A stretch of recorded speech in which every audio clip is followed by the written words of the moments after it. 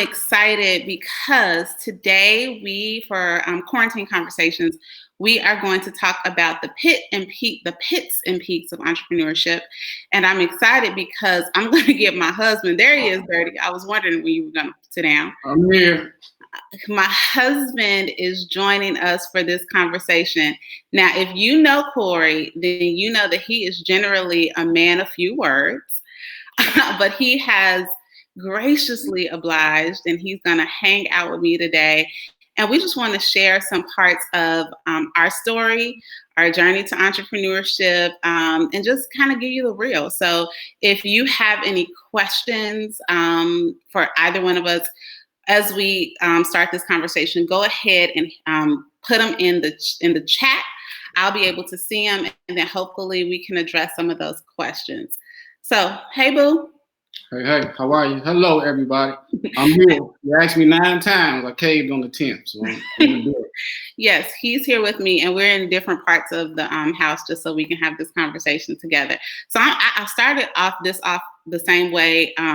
But I'm going to ask you, how's your quarantine experience? How's that going for you? For me, it's not that bad. It was a little rough when I couldn't sit outside, but when the weather broke, I'm good. Okay, so you're good. Do you want to put your family away, or you're okay with us? Yeah, okay so far. You see how long it goes. Yeah, I think for Corey, he is very much an introvert. So being in the house for you is different than it is for me. I think your problem is that it's a house full of people here with you. Yeah, absolutely. That's okay. We're making it. We are making it. All right. Well, I just want to jump right into it. We have some people already locked in with us. Tell me, entrepreneurship. What was your introduction? Like, how did this come about for you? Oh man, I was probably about 8 or 9 years old. My grandparents owned a meat market on 79th Street in Chicago, and I started working there very, very young. Okay, so you were working at the meat market, so you've always seen kind of this business ownership deal in your family. Yeah, well, probably since 2nd, 3rd grade. And you tell the joke. You tell our kids all the time. You always been a hustler, even when kids were out pencil popping, right? Yeah, I don't know how old your audience is, but when the pencil popping became a thing in school, I was the one selling the pencils to the kids. And in high school, when the cool kids started smoking, I was selling the Lucy's to the kids. So I mean, okay. Yeah. You want me to get on here and talk, or you want me to? I'm just messing with you. No, it's true story. True story. So you've always been entrepreneur, and I can attest to that. Corey and I met back in what year? 95. 1995, and ever since I've known Corey, he's always been, and we'll get into that, but pretty much like, hey, I'm not gonna work for nobody. You know, I'm gonna work for myself, and just had a lot of high aspirations, and I thought that they were lofty dreams at the time. I wanted him to go and sit down somewhere, but here we are, right? Yeah, still kicking. So tell me, I know you said that your grandparents had a meat market. Yeah. And do they still have it? I know, but I want people to know. No, they don't have it. They don't have it. My grandfather's passed, and my grandmother sold it. Okay. What were your other examples of entrepreneurship? Man, my Uncle Ken was probably the biggest in my teens and early 20s. He owns restaurants up there in Chicago, and I worked for him when I came home from school. I was in college one year. That didn't work out. Came home, started managing the restaurants, and that was the first time I really saw somebody, just a machine. Honestly, he just got down every day. He was on the phone every day, all day. I'm talking just finding people to call. But I'm really like that to this day. But that was my first example. Okay, so one of the beautiful things that I love about entrepreneurs, and I saw it firsthand with your uncle, is that when you do step out and you have a business, it gives you the opportunity to give other people an opportunity. Yeah. And a lot of people in your family worked for your uncle at the time. And I mean, at the time, like, made what we considered good money working for your uncle. Correct. Right? So how long did that last for you? 4 or 5 years. I think I left 23, 24, I think. And why did you leave? I found real estate. That's where I found my first mentor. I was running a restaurant, and a guy by the name of Bill Duggan used to come in. He would be, suited and booted. Then you see him, he'd be filthy dirty. You see him again, he's suited and booted. And I just asked him, what he did. And long story short, when he was dressed up, he was leaving the title company going to pick up a check from selling the property. And when he was dirty, he was working on his properties, drywall, landscape, and all that good stuff. So that was my first mentor. He took me on his wing. I was working 6 days a week. My Monday that I was off, he just took me to one of his properties and showed me the game. So I was born. So I want to give y'all like a little background. So at this time, we're probably talking, Corey, what, 2000, maybe 1999, 2000? Same year Corey was born. Yeah, so the same year our older son was born. So we'd been dating about 4 to 5 years. We didn't do everything the right way, so we did have a child before we got married. And at this time, I just want to put y'all in the mindset of our two different mindsets, because and Corey, really, we were both kind of raised up in houses where you go to school, you get a job, you retire, the end. And I was very content with letting that be the path for our life. But this young man wasn't. And I was out. So literally, I'm going to say probably a few months into real estate, what bold decision did you make, Corey Lewis? I quit my job. I quit my job. I mean, it was time, I thought. Yeah. So just like literally, you probably had how many flips under your belt? 3? I think I had 3 or 4 flips and about 2 or 3 rental properties. Yep. And probably about 22 at the time, 21, 22. Yeah, 22. And I think you quit Corey may have been about 1 by the time you quit. So brand new baby. And we, like, full disclosure, we were not the Corey and Rosemary y'all see today. So we're trying to figure out parenting. And he got a little bit of money in his pocket and he's like, deuces to work, which made me very, very nervous. It happened. Why did you quit? I just wanted to go on my own. I wanted to let that eagle fly, just see what happened. My uncle, he wasn't really with it, but I don't know. It was just time. I wanted to try something new, and real estate was going to be the way for me to get to my goal. Do it. And even though your uncle, he has the businesses. I mean, he still employs family members to this day. At the end of the day, you were somebody's employee. Absolutely. And that wasn't your goal. And I would be, 100% honest. I wasn't happy with that not being your goal at the time. And we'll get into it a little bit. So let's fast forward. You quit the job and you're doing real estate. But y'all, in the middle of doing real estate, we were probably a couple Jamaicans because we had a lot of little businesses going on. You put your hand, is it safe to say I was apprehensive, but part of my apprehension was because you put your hand in a whole lot of pots? Yeah, I was trying to figure it out. We sold some things. I jumped on some planes to go get some stuff and bring some stuff back a few times. Yeah. So tried a whole lot of things. And yeah. I will say that because we're probably getting really serious now, headed towards marriage, getting married, and there is still like I'm cool what he's doing, but there's an uneasiness in the back of my head. I'm just like, will he just go get a job, driving a bus, so we can take our 1.5 vacations a year, have a fat pension, and just be chill. But that wasn't. No, I totally didn't understand that language. That wasn't what okay. So Corey and I get married. We had a super dope wedding. We were one of the first people I know to have a destination wedding. And even with that, you pushing me to get married out of the country was a big risk for me. Did you know that? Yeah, your mama wasn't happy either. My mom wanted me to have fried chicken wedding on the other side of her church. Yeah, the church. But that's the thing. I mean, and I just want to say, people, like, sometimes the gift that some of the gifts that your mate have can feel like a curse, because I just remember Corey, and still to this day, you always push me out of my comfort zone in terms of not being afraid to take risks. Like when I describe you to people, I say that my husband would rather bet it all on black and lose than not take the bet. 100% accurate. You think that's accurate? Yeah. So do you remember after we got married when we had that conversation about dreams? Yeah, that was a little disappointing.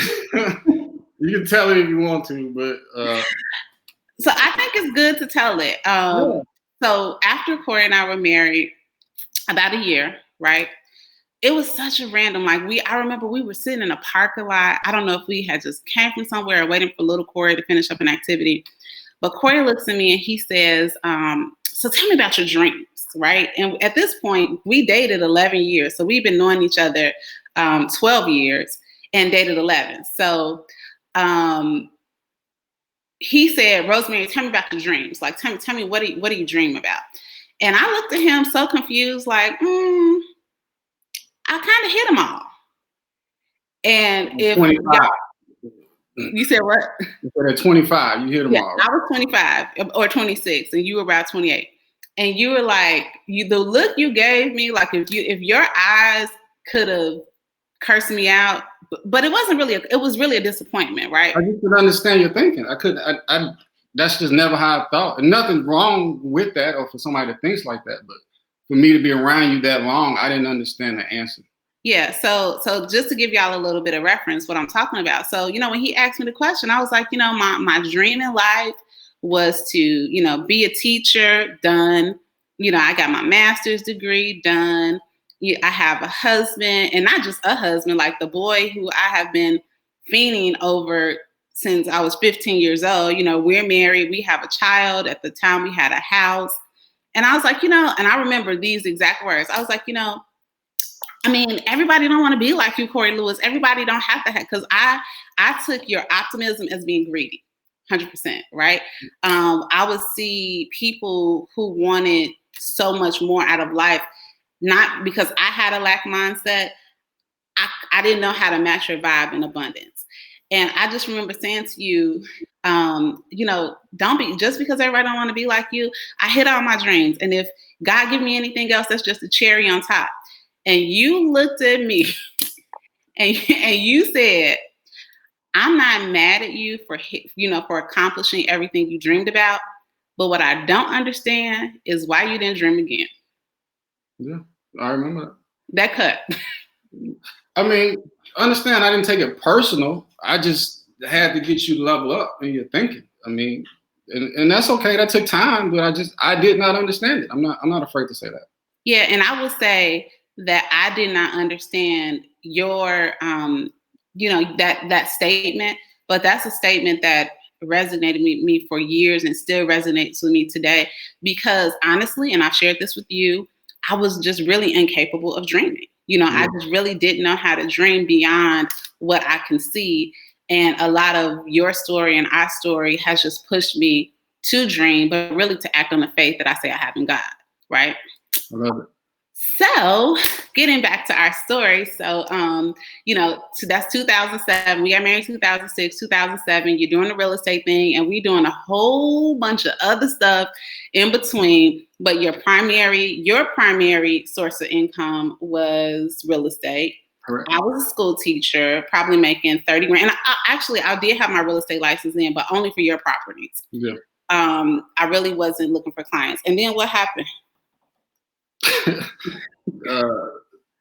08 came and it was a whirlwind. I lost all my properties. I think I lost 4 to foreclosure. It was just a bad time. Let me say that. Yeah. And we had just purchased the house, just took on a very, at the time, what we thought was a large mortgage. And it wasn't pleasant.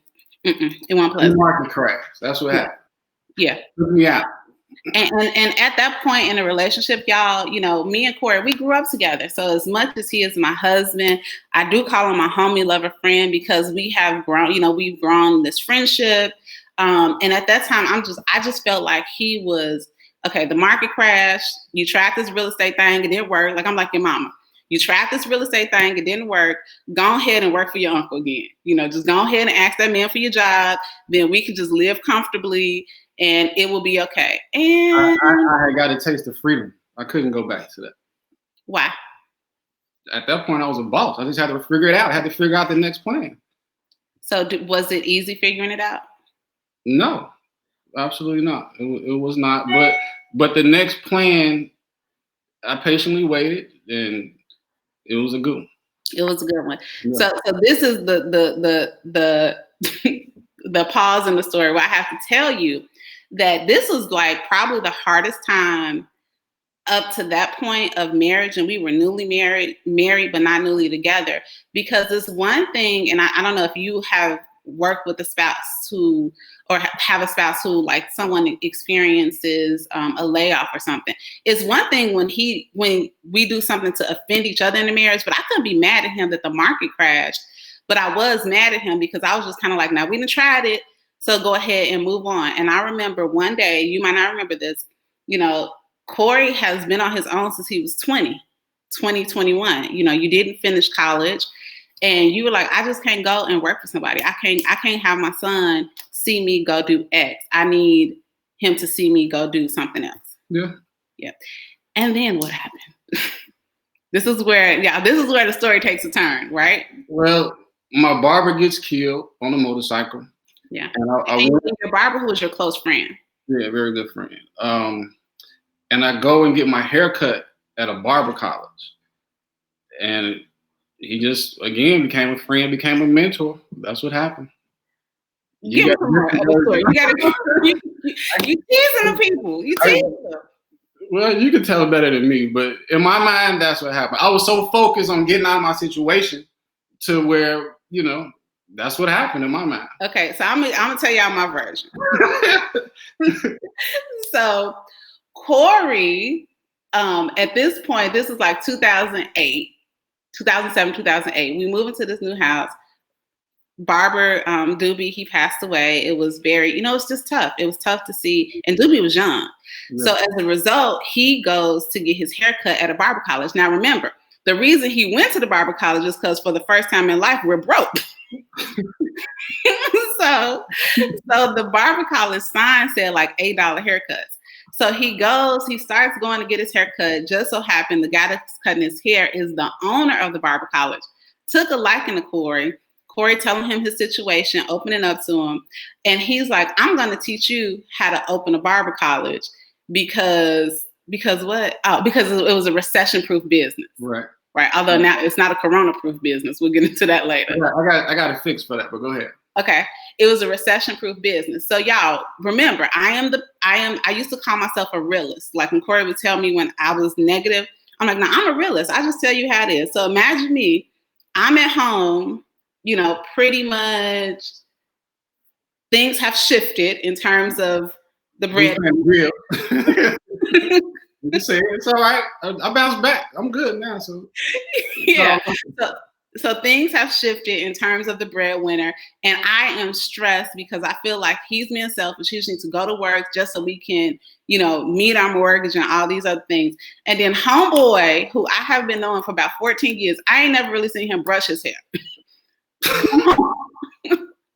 He comes home and says, I'm going to open up a barber college. Yes, I did. With the most confidence I probably ever had in my life. Yeah. And and I was not supportive. No. But that was okay. I didn't expect it. I just had to get you on board. That was the thing, get you on board.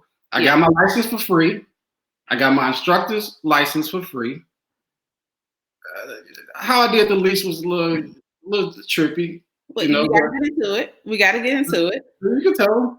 So Corey goes, and this is just a blessing. Sometimes when you put yourself in position, and I just think about you being honest with can I say his name? No. Okay. Are you being honest with Tiger about where you were? He saw something in you. And I promise God, as a matter of fact, God, as I'm saying this, I almost have chills because I can think of another friend that God used to just kind of point us into a direction. But God used Tiger. Let him come to barber college for free. So this man does not know Corey. And he says to him, I'm going to put you on. And when I say he gave us the blueprint for the barber college. Yeah, he gave us the paperwork. He literally gave us his business plan, his paperwork, everything we need to submit to the state. Like all you have to help me find my location. Yep. He said all you have to do is change the name. So when we're in it, Corey gets his barber license. Now, this is important. You get your barber license because in order to be a barber instructor, you have to have your license for a certain period of time, and then you can be an instructor. And there was a period of time, so he couldn't open a school right away because he wasn't an instructor. But he found this location and decided, okay, I'm going to go get it and I'm going to open up a barber shop. Did you consult your wife? No. Why? I didn't really. I didn't have to. I had to. Tell them about the lease, though. That was what I was trying to get. No, did you consult your wife? I didn't consult you. No. Okay, and we're in a different place now, y'all. So the Lord has brought us away.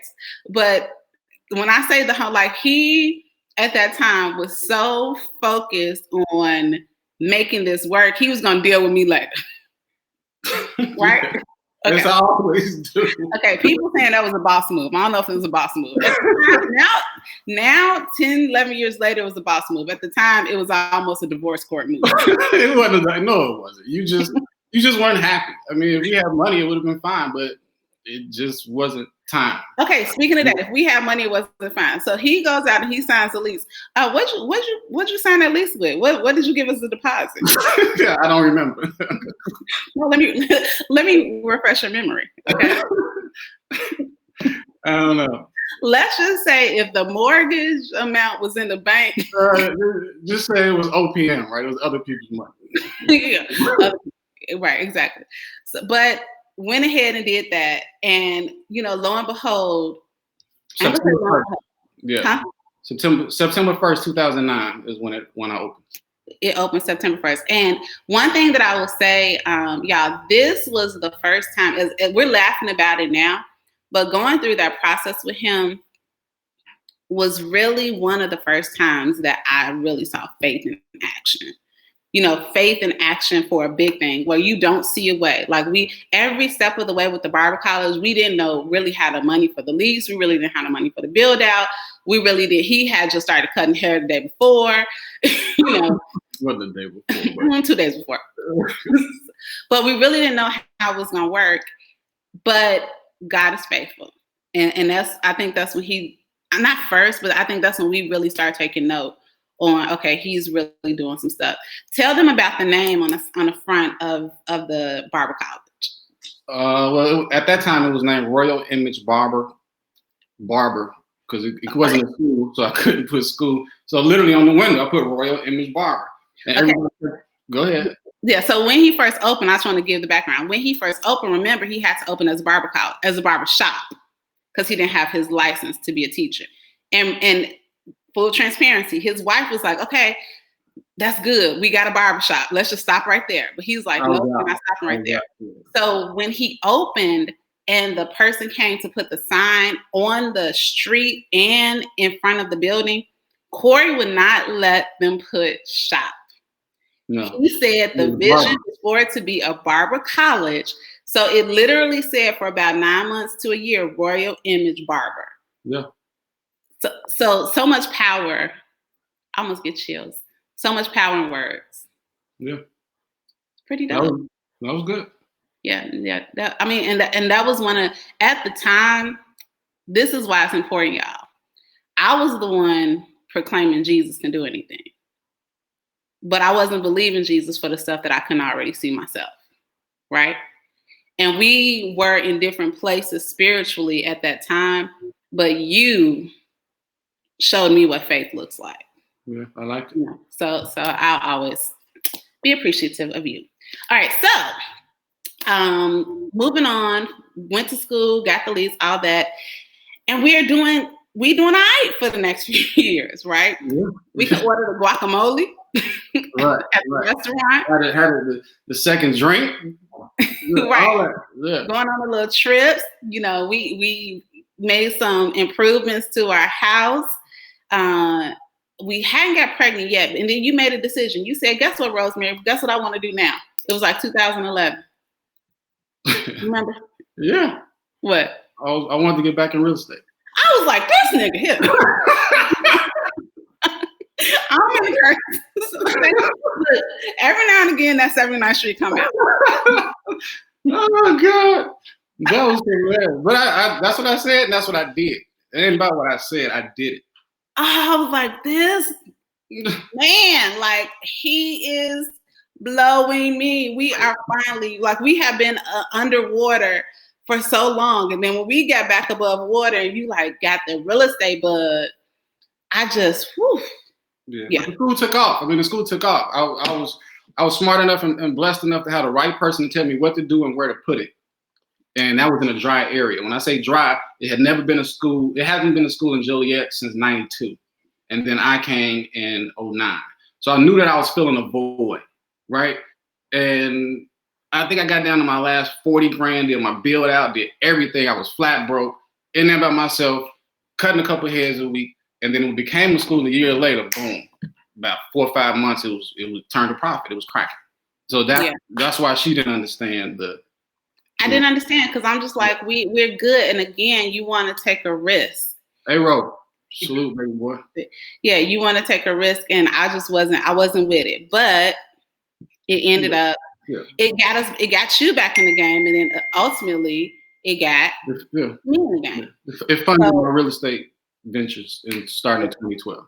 So y'all, let me tell you, it was so funny because the first couple real estate deals, he had been rusty, and the level of flips that you did when you first got in the business looked different than when you went back to the business. 100%. But the thing that was funny is I never forget, we were in Vegas, staying at the Vidara.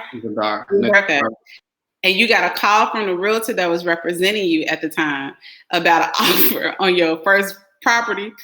Corey was so excited to negotiate that deal. They offered him like $20,000 less. It was a horrible. It was all right. I mean, I was gonna get him up, and I did. I didn't make what I thought I was gonna make, but it was on the plus side of things. But what I think that did, at least for me,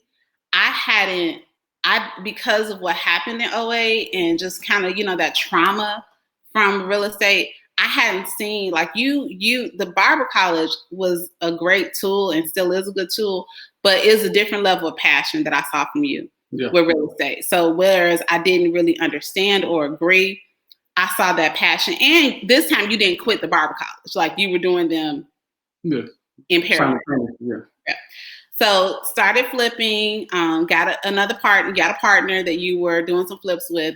And then we both shocked the world, our little world, when we made the decision to. What year is this? 2013, 12, 13. What decision? After we had Cameron.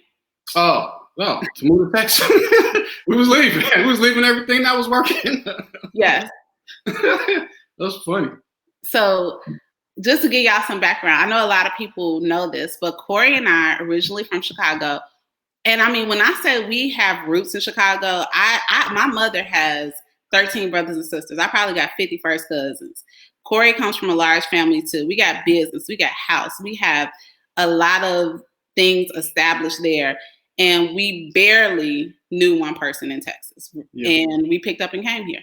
Yeah. I brought you for your birthday and went to dinner. It was September 26th. It was 82 degrees. And I mean, I saw it. I saw the construction. I saw the flow. I just saw everything. And we got back on the plane the next day and I told you, pack up, we about to move. Yep.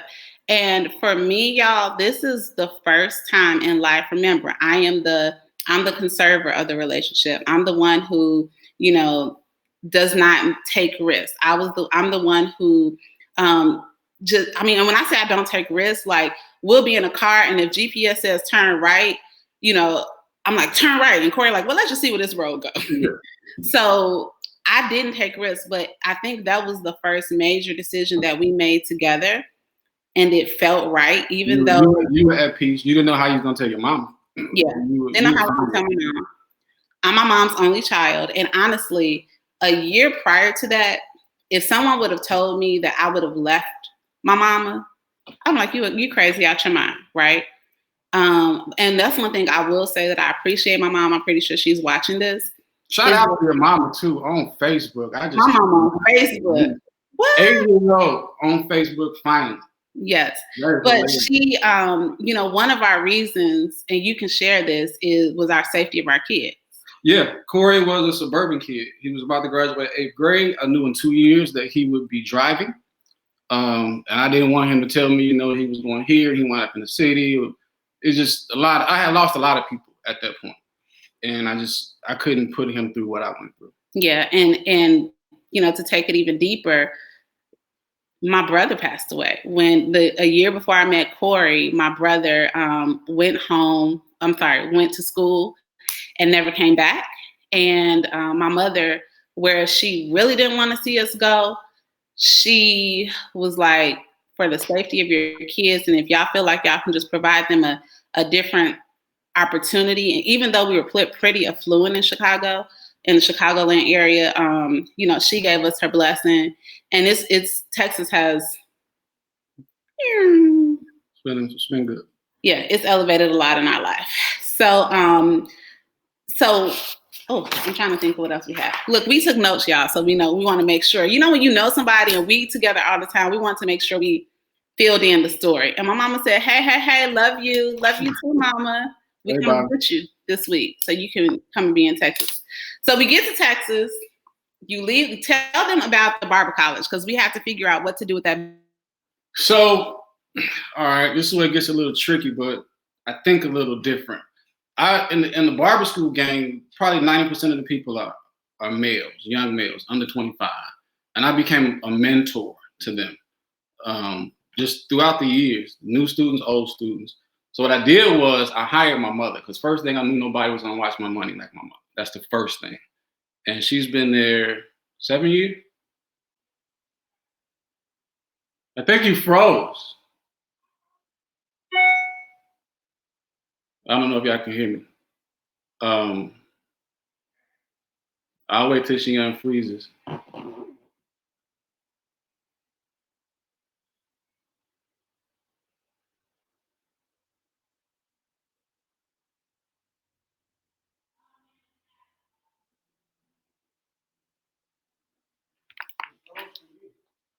Where you at, Shawty?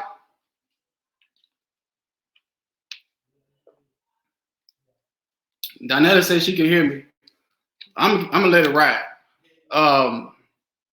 So I hired my mother. Genius move. Taught her the business, and at first I thought I was gonna sell. I got a good friend of mine, Larry. He's up there. Oh, what's up, Ira? Larry had like 3 or 4 schools, and I just told him, I said, look, man, I don't want it. Give me 150 grand, you can have it. I was giving it away. He was like, no. I said, give me 10 grand a month. Just figure it out, and however it goes, you can have it. He wouldn't do it. And this is where loyalty and friendship comes in. He told me, you built this from nothing, and you should be able to give it to your kids. So we partnered. That's just what happened. Larry had 3 schools. I think now we got 6 or 7 schools and 2 in the jails up there. So it was just a genius move. It was just one of those things that that I knew would work. And we got to Texas, and I still have it. 10 years later, I still have it. We got one in Fort Worth right now too. So that's the story of the barber school. Still ticking. I don't know where she at. Look dirty. You gonna come in with me? Come on, we're gonna get it ghetto now. Yeah, I don't know what happened to my connection. Yeah. But I'm gonna come here and act. So that was you telling me the Larry story. I told him the Larry story. Okay. So when you got to Texas, you were commuting back and forth to Chicago. I was teaching under the best principal ever had, Sarita. Love you so much. And the people at the daycare. Like Corey, we were really chilling that first year. First year was a vacation here for me, for sure. Yeah, it was vacation, but also what was good about it is I really think that we had so much familiarity in Chicago that God isolated us to build our friendship. Yeah. So we were all we had. Yeah. Like I couldn't get mad and just go to my homegirl house because there was no homegirl. Yeah. At that time, no homegirl to go to. So, but in Texas, what were you doing? I'm working and I'm teaching, and it was grueling. Okay, I love Texas, but the teaching in Texas was no joke. It was exactly what I always hoped education would be, but it was hard. Yeah. But what were you doing, homeboy? I was chilling. I was waking up, going to the gym, going to breakfast, coming home, and laying out. I was on cruise control, honestly. To the point that the people at the daycare, they thought that you were what? They thought I was in the NBA. I was in gym clothes every day picking on my son. They was like, the ladies want to know, who do you play for? Like, who do you play for? I was like, nobody. I'm a real estate investor. But they didn't get it. I mean, I was going to Chicago probably once a week right? Once a week for about the first 6 months. Yeah. About 1 or 2 times. Yeah. I would fly in one day, either fly out the same night or the next morning I would come back. And you were still doing real estate in Chicago. Heavy. So how did that work out? I learned some lessons there. Your business doesn't a business like that when you're rehabbing, it doesn't run the same if you're not there to watch it. You got to watch the crew. Yeah, so I'll leave it like that. But I just pulled out of Chicago. So now we find ourselves similarly, because although the barber college was still going, you're not there. You have to hire staff. Now you have a partner. So that won't go pay our bills. We have to find something to restructure. So I'm gonna try to reconnect. Tell them how you got into real estate here. Oh boy. How did I get into real estate here? Well, in Chicago, I would literally wake up in the morning and I would lowball 10 properties every day. And I would get 1 or 2 a month. And that's just how I ate. I would get them, 40 grand, put 40, 50 in them, sell them for 150, 160, and just do it as many times as I could in a month. Total different market here. Everything for the first 6 months, I tried it and I got outbid on everything. It's just a different level of money that I noticed here. I'm talking like $20,000, $30,000 over ask price. There she go. Hey. But $20,000, $30,000 over asking price, and it was just retarded. So I had to figure out. Again, I think a little different, so y'all don't think I'm weird, but I had to figure out how to transfer my thinking from the back end of the deal to get on the front end of the deal. What am I saying? I need to find those properties and sell them to the investors, and that is what I've mastered. Yeah, and that has become. Corey, can you close that door? That has become your business here. So you're starting, and how did you get it? Like, who was the connect? So if y'all are listening to this, Corey first learned the grueling, like just the entrepreneur work, watching his uncle and modeling that. Then from there, Bill Duggan was his first mentor in real estate. Then from there, Tiger mentored him in the barber college. And then we get to Texas, trying to figure it out. So before you got there, you tried a couple things. And then lo and behold, from a Facebook Messenger, right? Mm-hmm. You messaged somebody on Facebook. No, she messaged me. She messaged me, and she was trying to earn my business. She was actually thought I was doing business in Texas from my post, but I wasn't. I was only doing it in Chicago.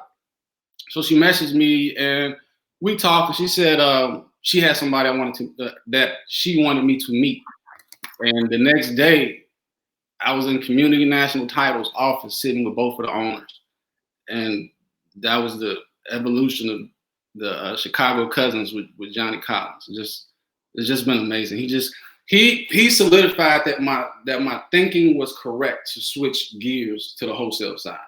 I won't bore you out with the details, but he was a very, very key piece to the puzzle of me being able to do what I'm doing to the level that I'm doing it right now.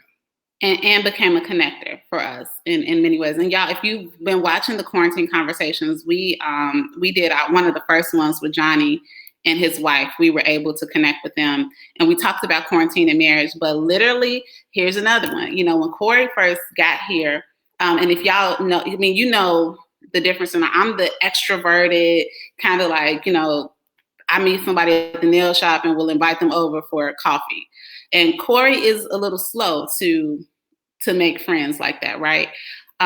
So here, y'all, I prayed for and this is before I really knew how to pray, right?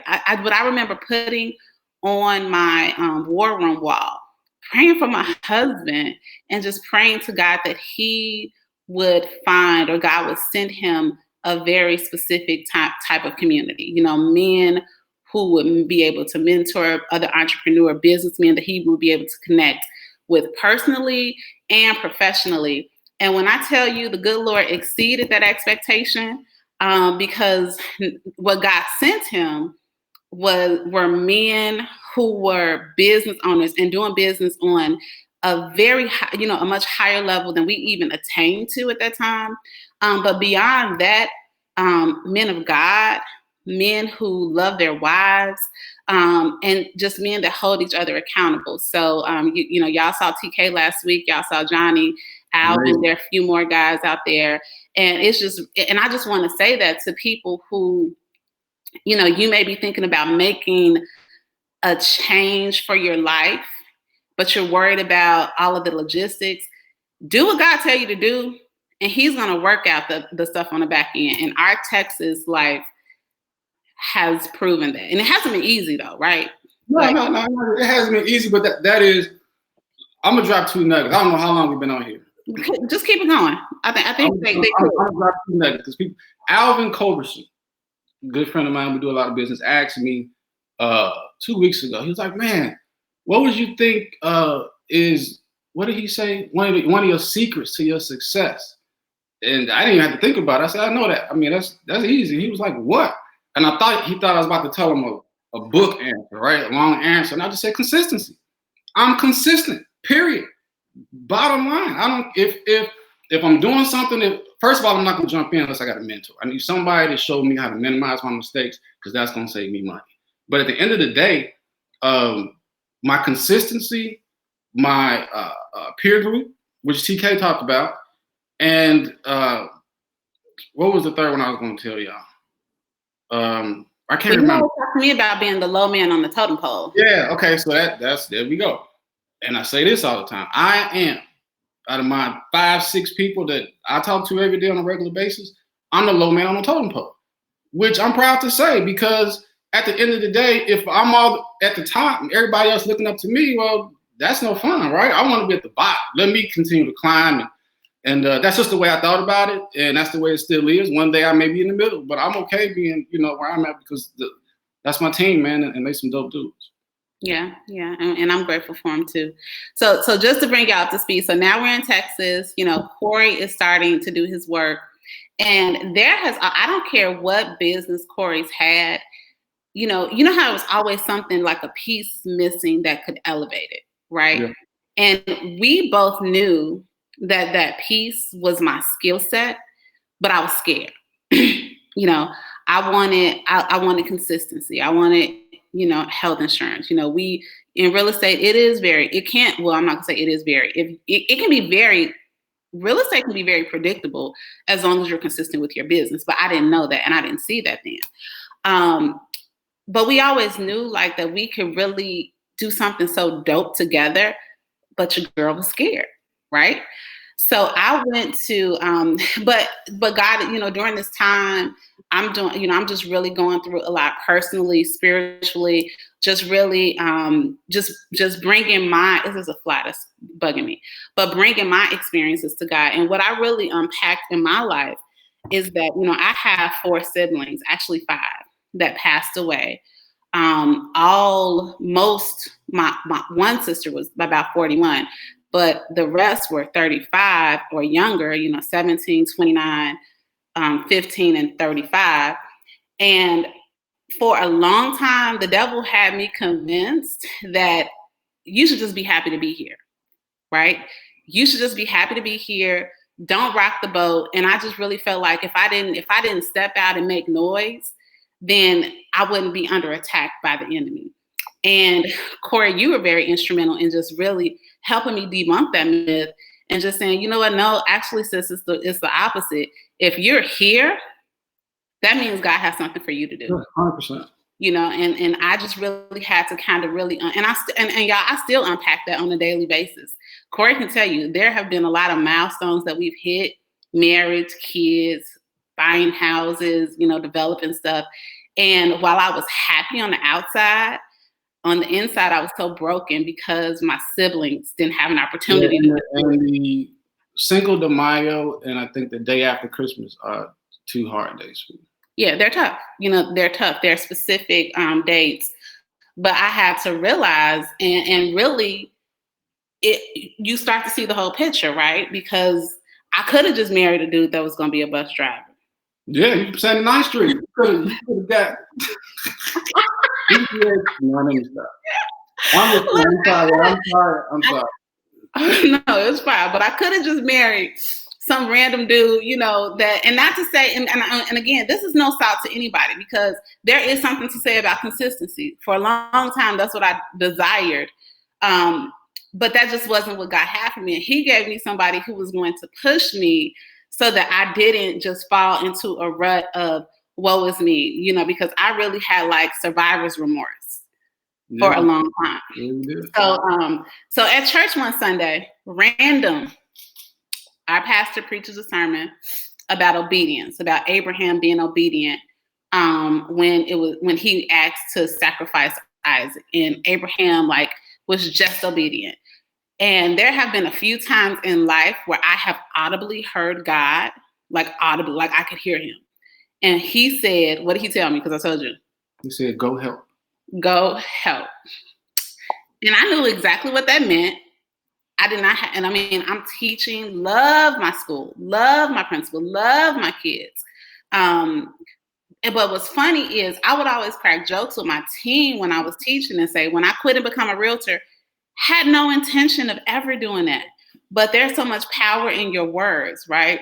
So we get in the car, I tell Corey, okay, I think I'm going to go get my real estate license and become a realtor. And there was no conversation. What you do when we get home? Signs you up. You was praying. I prayed for that, for you to quit that job more than you did. No, it didn't make sense to me.